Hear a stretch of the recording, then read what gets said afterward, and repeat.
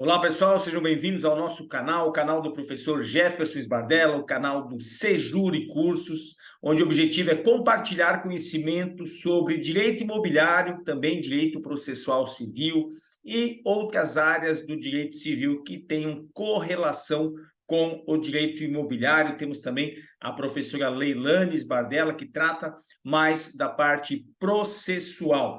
Vamos aqui hoje falar de um assunto simples, mas que muita gente confunde: a diferença entre posse e propriedade. Posse e propriedade são coisas que caminham juntas, muitas vezes de mãos dadas, inclusive, mas que são diferentes, inclusive tratadas de formas diferentes lá no nosso Código Civil. Nós temos lá no artigo 1196, por exemplo, do Código Civil, onde o legislador não fala o que é posse, mas ele fala quem é o possuidor. E ele fala que o possuidor é aquele que tem um dos elementos lá do proprietário. Onde estão esses atributos do proprietário? No 1228, que também não fala o que é propriedade, mas diz quem é o proprietário. E ele fala que o proprietário é aquele que tem a faculdade de usar, gozar, dispor e reaver a coisa. Usar é usar, normalmente. Né? Usar a coisa, estou usando aqui o meu celular, estou usando. Tá? Gozar, o que é gozar? É o mesmo que fruir. É a possibilidade de você colher frutos daquele bem. Digamos que você tem uma sala comercial alugada. Isso é fruir do bem, você está fruindo, você está colhendo frutos pecuniários, então você está fruindo daquele bem. Dispor, o que é dispor? É aquela possibilidade que você tem de vender livremente os seus bens, vender, dar em garantia, onerar, doar, enfim, essa é a disposição. E reaver é o direito de sequela, é o direito que o proprietário tem, a faculdade também, o direito de buscar aquela coisa das mãos de quem quer que injustamente a possua ou detenha. É o direito de reivindicar. Essas são as faculdades do proprietário. E a lei, o artigo 1196, diz que quem tiver apenas uma dessas será considerado possuidor. Então, claro, o nosso foco aqui é mais direito imobiliário, mas essa parte de posse e propriedade, ela tanto se aplica para o direito de imóveis, como também o direito de móveis. Então, digamos assim, ó, de quem é, agora falando diretamente entre as diferenças entre posse e propriedade, de quem é esse celular, por exemplo? Você sabe de quem é esse celular? Você logo vai responder, possivelmente, esse celular é do professor Jefferson. Mas como é que você sabe disso? Porque a posse, ela é um estado de aparência. Como eu estou na posse desse celular, você logo imagina, poxa, esse celular é do professor Jefferson. Mas não necessariamente. Pode ser que esse celular aqui seja do meu escritório, pode ser que esse celular aqui seja da minha esposa, pode ser que esse celular aqui seja de um colega de trabalho, mas como eu estou na posse desse celular, você logo imagina, ele é esse celular do professor Jefferson. Então, vejam, coincidentemente, esse celular é meu. Então, eu sou possuidor e proprietário. E aqui vai uma dica. Todo proprietário é possuidor. Todo proprietário é possuidor. Mas nem todo possuidor é proprietário. Por exemplo, digamos que o apartamento onde eu moro, esse apartamento onde eu moro é meu. Então, eu sou proprietário e também sou o possuidor desse imóvel. Sempre que eu sou proprietário, eu também sou possuidor. Professor, mas e se o senhor alugar esse imóvel?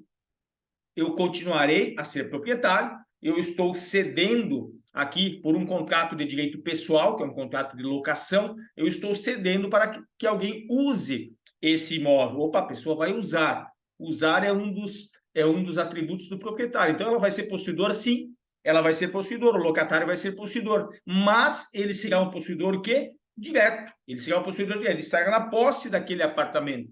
Então, ele é possuidor direto. Mas eu, proprietário, continuo sendo possuidor, porque todo proprietário é possuidor. Então, eu serei possuidor indireto. Então, veja, eu sou proprietário do apartamento, agora eu aluguei esse apartamento para um terceiro, aquele locatário, aquele inquilino, ele será, então, o possuidor direto e eu, na qualidade de proprietário, serei o possuidor indireto. Então, vejam, tem diferenças entre a posse e a propriedade. Ele, inquilino, é um possuidor, sim, senhor, mas ele não é proprietário. Então, não podemos confundir posse com propriedade, são coisas distintas. E em relação à posse, ela dá margem aí, inclusive, a ações possessórias. Nós temos as ações possessórias típicas, né? Ação de manutenção de posse, ação de reintegração de posse, ação de interdito proibitório. Então, essas são as ações consideradas ações possessórias típicas ou também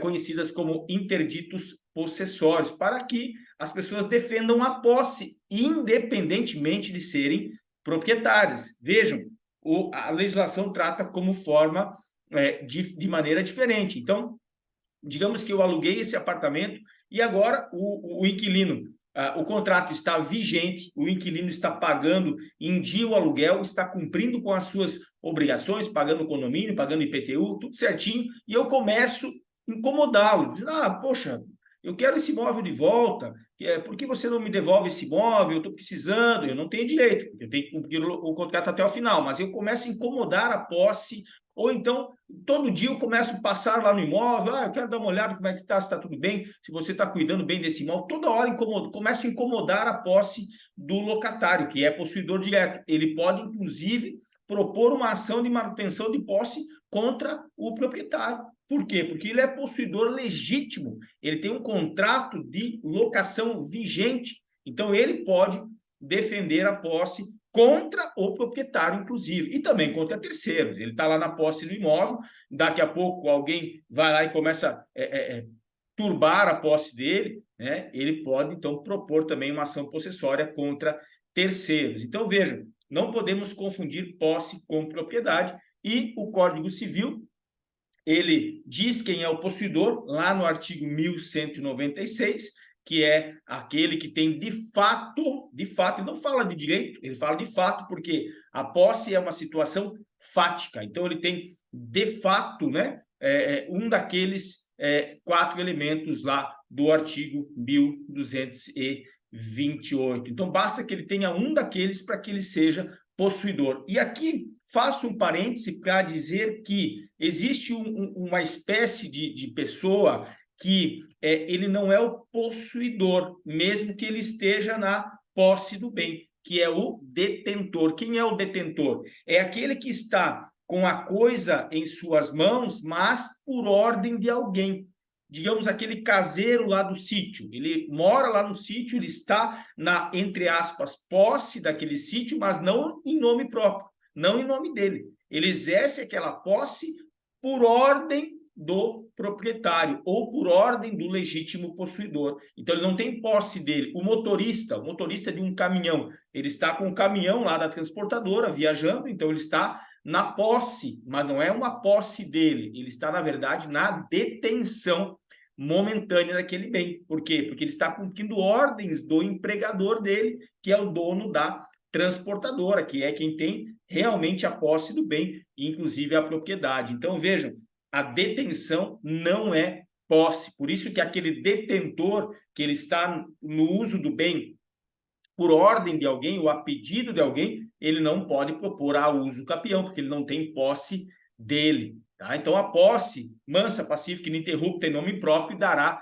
direito, inclusive, a uso capião, desde que não seja, por exemplo, uma posse autorizada, uma locação ou um comodato. Não é qualquer posse que vai dar o direito ao uso capião. O locatário já está aqui, ele aluga o imóvel há 20 anos, então ele pode propor ao uso capião? Não, porque ele tem um contrato ali, mesmo que já esteja por prazo indeterminado, ele tem um contrato de locação com o proprietário. Então, ele não vai poder usucapir aquele bem. Não é por causa de que ele está na posse mansa, passiva. Ele está pagando aluguel. Ali existe uma relação contratual. Ou então ele está lá a título gratuito, porque o proprietário fez um comodato com ele, mesmo que um comodato verbal. Ele não pode, não, agora esse imóvel é meu, então vou usucapir, porque eu já estou aqui há 15, 20 anos. Não. Você está lá porque você foi autorizado. Então, essa posse autorizada, embora seja posse e não detenção, aí ele é possuidor de verdade, em nome próprio, ele está exercendo, mas não dá direito a ele a uso capião, que é aquela posse ad uso capionem, com ânimos de dono. Então, vejam, também tem esses elementos que não podemos confundir. Então, espero que vocês tenham gostado desse vídeo e consigam diferenciar realmente o que é propriedade, o que é posse, são coisas distintas, mas que caminham juntas muitas vezes, e aguardo vocês no próximo vídeo. Fiquem com o meu abraço.